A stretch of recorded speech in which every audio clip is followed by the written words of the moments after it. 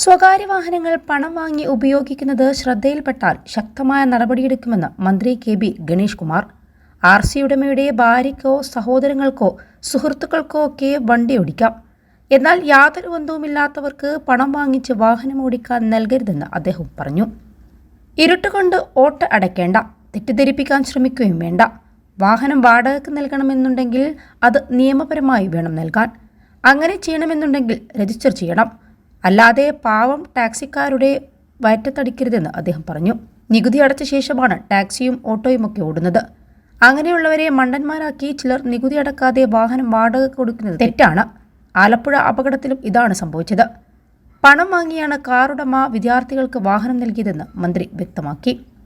ഗുരുവായൂരിൽ നിന്ന് കായംകുളത്തേക്ക് വരികയായിരുന്ന ഫാസ്റ്റ് പാസഞ്ചറും വണ്ടാനം ഭാഗത്തു നിന്ന് ആലപ്പുഴ ഭാഗത്തേക്ക് വരികയായിരുന്ന ടവേരെ കാറും കൂട്ടിയിടിച്ച് 6 വിദ്യാർത്ഥികളാണ് മരണപ്പെട്ടത്.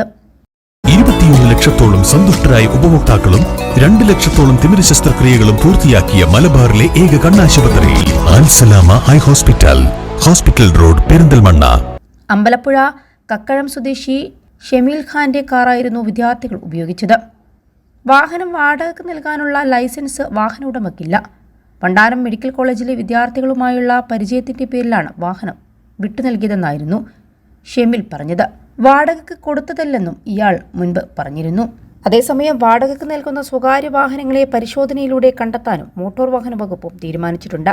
ആലപ്പുഴ കളർക്കോട് വാഹനാപകടത്തിന്റെ പശ്ചാത്തലത്തിലാണ് ഇങ്ങനെയൊരു നടപടി. സ്വകാര്യ വാഹനങ്ങൾ മറ്റുള്ള വ്യക്തികളുടെ ഉപയോഗത്തിനായി പ്രതിഫലം വാങ്ങി വാടകയ്ക്ക് നൽകുന്നത് നിയമപ്രകാരം ശിക്ഷാർഹമാണെന്നും അനധികൃതമായി വാടകയ്ക്ക് നൽകുന്ന സ്വകാര്യ വാഹനങ്ങളുടെ രജിസ്ട്രേഷൻ റദ്ദ് ചെയ്യുന്നതുൾപ്പെടെയുള്ള നിയമ നടപടികൾ സ്വീകരിക്കുമെന്ന് ട്രാൻസ്പോർട്ട് കമ്മീഷണർ CH നാഗരാജുവും അറിയിച്ചു. എന്നാൽ സ്വകാര്യ വാഹനങ്ങൾ സ്ഥിരമായി മറ്റ് വ്യക്തികളുടെ ഉപയോഗത്തിന് വിട്ടു നൽകുന്നതും സ്ഥിരമായി പല വ്യക്തികളെ വിമാനത്താവളം, റെയിൽവേ സ്റ്റേഷൻ, വിനോദസഞ്ചാര കേന്ദ്രങ്ങൾ എന്നിവിടങ്ങളിലേക്ക് കൊണ്ടുവരികയോ കൊണ്ടുപോകുകയോ ചെയ്യുന്നത് പരസ്യം നൽകി വാഹനങ്ങൾ വാടകയ്ക്ക് നൽകുന്നത് ശിക്ഷാർഹമാണ്.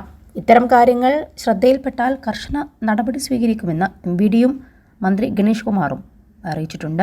അപകടങ്ങളുടെ അടക്കം പശ്ചാത്തലത്തിൽ നിയമം ലംഘിക്കുന്ന വാഹന ഉടമകൾക്കെതിരെ കർശന നടപടിയാണ് സ്വീകരിക്കുക എന്ന ഗതാഗത കമ്മീഷണറും മുന്നറിയിപ്പ് നൽകിയിട്ടുണ്ട്. 8 സീറ്റിൽ കൂടുതൽ ഘടിപ്പിച്ച വാഹനങ്ങൾ വാഹന ഉടമയുടെയും കുടുംബാംഗങ്ങളുടെയും മാത്രം ഉപയോഗത്തിന് വേണ്ടിയുള്ളതാണെന്ന സത്യവാങ്മൂലം വാഹന ഉടമ നൽകുന്നതിന്റെ അടിസ്ഥാനത്തിലാണ് സ്വകാര്യ വാഹനമായി രജിസ്റ്റർ ചെയ്ത് നൽകിയിട്ടുള്ളത്.